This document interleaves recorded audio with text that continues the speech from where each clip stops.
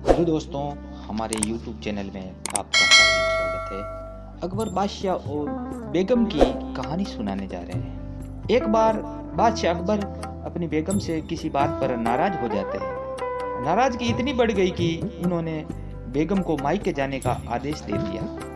बेगम ने सोचा कि शायद बादशाह ने गुस्से में ऐसा कहा है, इसलिए वे मायके नहीं गई। जब बादशाह ने देखा कि बेगम अभी तक मायके नहीं गई है तो उन्होंने गुस्से में कहा, तुम अभी तक यहाँ हो, गई नहीं, सुबह होते ही अपने मायके चले जाना, वरना अच्छा नहीं होगा। तुम चाहो तो अपनी मनपसंद चीज साथ ले जा सकती हो। बेगम सिसक कर अपने कमरे में चली गई। वहां जाकर उसने बीरबल को बुलवाया। बीरबल बेगम के सामने पेश हो गया।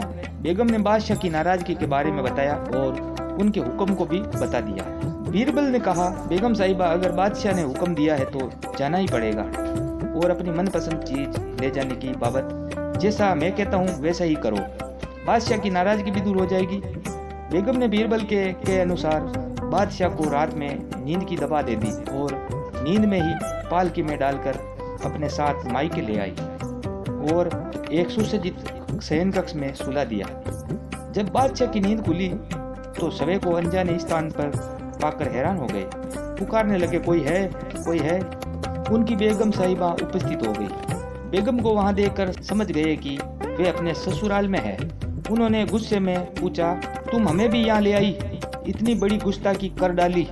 बेगम ने कहा, मेरे सरताज, आपने ही तो कहा था कि अपनी मनपसंद चीज ले जाना, इसलिए आपको ले आई।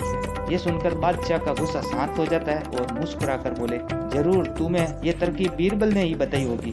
बेगम ने हामी भरते हुए सिर हिला दिया। इस प्रकार बादशाह का गुस्सा शांत हुआ।